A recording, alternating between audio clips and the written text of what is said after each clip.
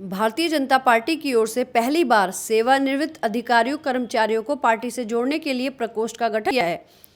उत्तराखंड की बात की जाए तो पार्टी ने यहां सेवानिवृत्त कर्मचारी प्रकोष्ठ के प्रदेश संयोजक की अहम जिम्मेदारी 24 जनवरी 2024 को रमेश रमोला को दी। पार्टी ने भरोसा जताते हुए उनको अधिक से अधिक कर्मचारियों को पार्टी से जोड़ने का अहम जिम्मा भी दिया। रमेश रमोला के साथ ही हरीश नौटियाल को भी भाजपा प्रदेश कार्य समिति के सदस्य का पद दिया गया। रमेश रमोला और हरीश नौटियाल ने मिलकर उत्तराखंड में भाजपा की स्थिति बेहतर बनाने और आगामी लोकसभा चुनाव में पार्टी हित में वोट कराने के लिए पूरी रूपरेखा तैयार की। इसके लिए राज्य के करीब 8 से 10 लाख लोगों तक पहुंचने का प्रयास किया गया, जिसके लिए राज्य भर में अलग अलग समय पर बैठकें और सम्मेलन किए गए। हालांकि इससे पहले पार्टी की ओर से 17-18 फरवरी को रमोला को भाजपा की राष्ट्रीय कार्य समिति की बैठक में जाने का भी मौका मिला। इसके बाद 10 मार्च से कार्यक्रमों का सिलसिला शुरू हुआ।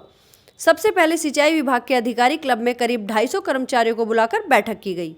2 अप्रैल को मीनाक्षी वेडिंग पॉइंट में राज्य भर के अलग अलग 56 विभागों के 700 कर्मचारियों के साथ कार्यक्रम किया गया, जिसमें सांसद माला राज्य लक्ष्मी शाह भी मौजूद रही। अप्रैल माह में ही हरिद्वार में भाजपा के राष्ट्रीय अध्यक्ष JP नड्डा की सभा में भारी संख्या में कर्मचारी पहुंचे। इसी महीने हल्द्वानी में 250 कर्मचारियों के साथ गोष्ठी की गई। अप्रैल माह में ही कोटद्वार में सम्मेलन किया गया, जिसमें काफी संख्या में सेवानिवृत्त कर्मचारियों की भीड़ उमड़ी।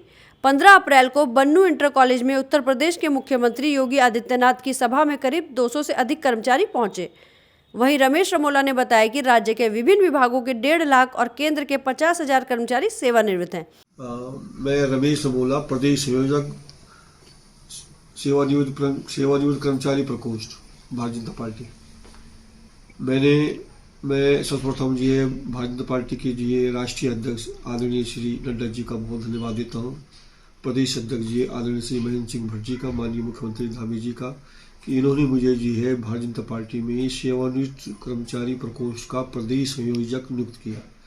और प्रदेश संयोजक बनने के बाद जी है मुझे तुरंत जी है मेरा सौभाग्य है कि मैं भारतीय जनता पार्टी की जी राष्ट्रीय कार्यकारिणी की बैठक में मुझे जी आमंत्रण मिला। मैं 17-18 फरवरी को जी है दिल्ली में भारत मंडप में मैंने भाग लिया।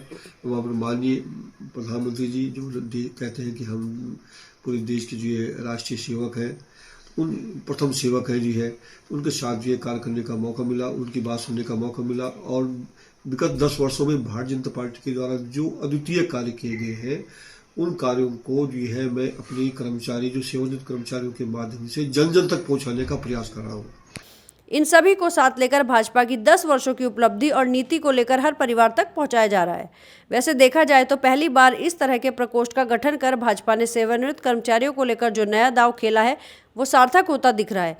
इसमें पढ़ा लिखा और अनुभवी वर्ग पार्टी से स्वयं तो जुड़ ही रहा है, साथ में अन्य लोगों को भी इसके लिए प्रेरित किया जा रहा है। जिस तरह से राज्य के प्रदेश संयोजक रमेश रमोला कर्मचारियों की भारी भीड़ भाजपा के हर कार्यक्रम में जुटा ले रहे हैं, उससे पार्टी का शीर्ष नेतृत्व तो प्रभावित हो ही रहा है, साथ में विपक्ष को भी परेशानी देने वाला माना जा रहा है। रमेश रमोला की ओर से आगामी लोकसभा चुनाव में मतदान कर्मियों द्वारा पूर्व की भांति मत का प्रयोग किए जाने की व्यवस्था बहाल करने की जो मांग की गई है, इसका भी सीधा असर भाजपा के वोट बैंक पर पड़ सकता है। तो कहीं ना कहीं लोकसभा चुनाव के समय अधिकारी कर्मचारियों को भाजपा से जोड़ने का ये दाव पार्टी के हित में बेहतर साबित होता दिख रहा है।